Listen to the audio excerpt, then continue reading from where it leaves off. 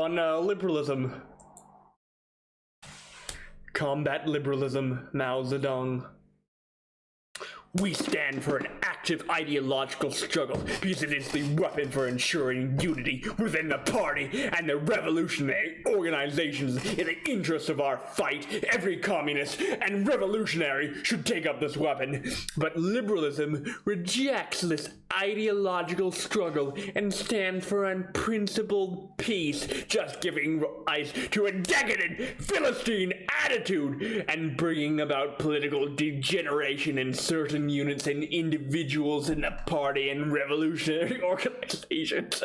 Liberalism manifests itself in various ways: to let things slide for the sake of peace and friendship when a person has clearly gone wrong, and refrain from the principled argument because he's an old acquaintance, a fellow townsman, a schoolmate, a close friend, a loved one, or an old colleague or subordinate, out to touch on lightly on the matter instead of going through it thoroughly so as to keep on good terms.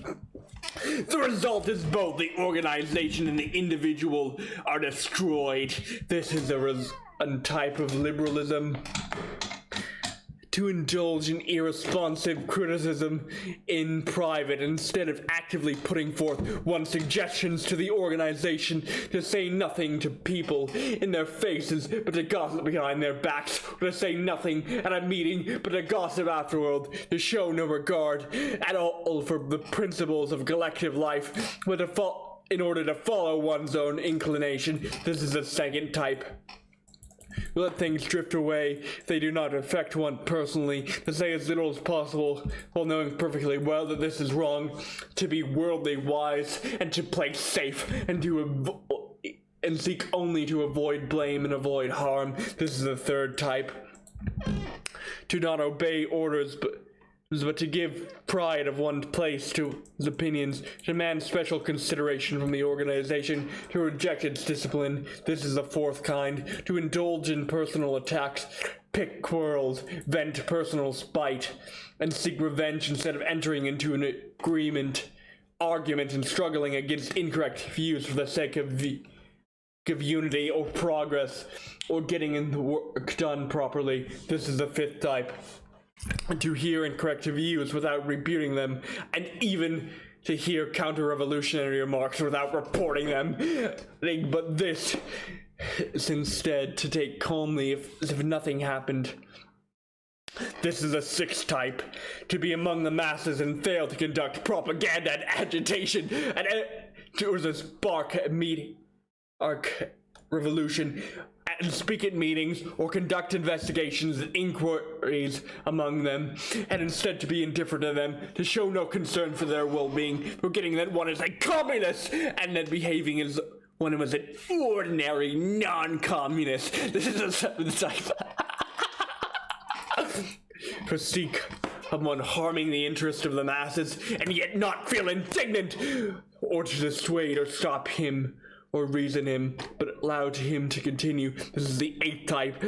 To work half-heartedly without definite plan or action, to perform perfunctorily and muddle around. So long as one remains a monk, one goes around tolling a bell. This is the ninth type.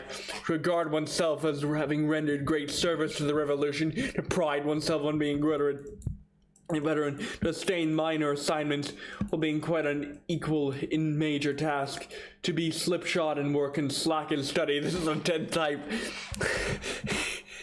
To be aware of one's own mistakes and yet make no attempt to correct them, taking a liberal attitude towards oneself. This is the 11th type. We could name more, but these 11 are the principal types. They are all manifestations of liberalism.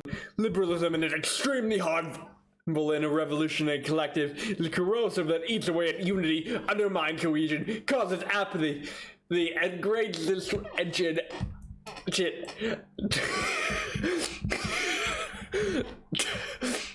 It robs the revolutionary ranks of compact organization and strict discipline, prevents policies from being carried through, and alienates the party organizations from the masses which the party leads.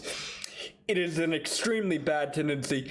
Liberalism stems from petty bourgeois selfishness. It places personal interest first and the interest of the revolution second, and this gives us to ideological, political, and organizational liberalism. People who liberals look upon the principles of Marxism as abstract dogma. They approve of Marxism, but are not prepared to practice it, or to practice it in full. They are not prepared to replace their liberalism by Marxism. These people have their Marxism, but they have their liberalism as well. They talk Marxism, but practice liberalism. They apply Marxism to others, but liberalism to themselves.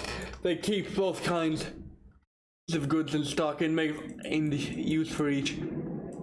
How the minds of certain people work. Liberalism is a manifestation of opportunism and fundamentally conflicts with Marxism, but it is negative and objectively the effective helping the enemy.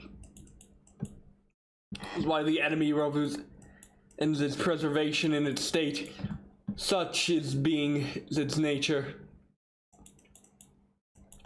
There should be no place for it in the ranks of the revolution. But choose Marxism, which is the positive in spirit, to overcome realism, which is negative. A communist should have a mind, and he should be staunch and active, looking upon the interest of the revolution as his very life and subordinating his personal interests to those of the revolution, always and everywhere. He should adhere to the principle and wage a tireless struggle against all coherent ideas and actions, so as to consolidate the collective life of the party, to strengthen the ties of the party and the masses.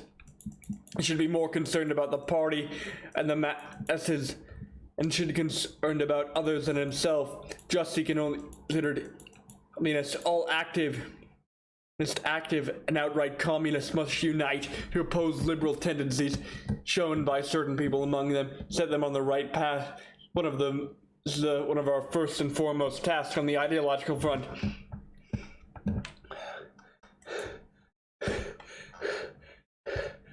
Holy fuck, what a destructive pamphlet. This has done more harm to the left than dearly any other. It's made everyone into a perfectionistic collectivist who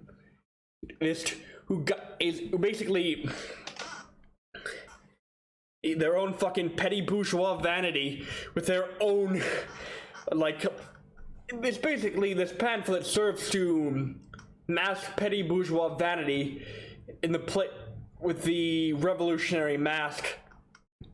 This book is this pamphlet is dog shit, though it is extremely entertaining to read. And this is a case for scenario. The main reason why liberals are open-minded people, believe it or not, I was one myself.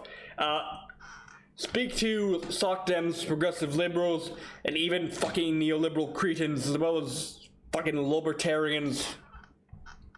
Work with them above fascists and conservatives and reactionaries.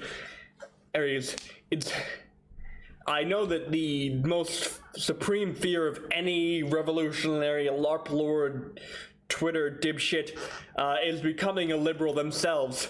But if working with liberalism causes you to become a liberal, it stands to reason that working with fascists will cause one to become a fascist.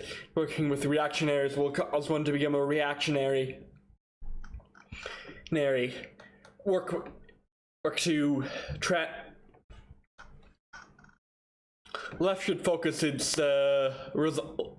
If the left actually wants results, it should focus on liberals, moderates, centrists, people who are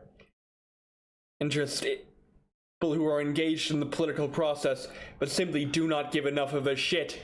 The people who need to be turned into militant radicals, into ideological radicals who want to see society flipped upside down. That is the goal of any great leftist.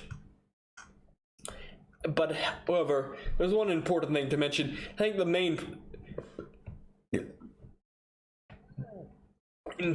main groups of people which the left needs to work on above all else are the apolitical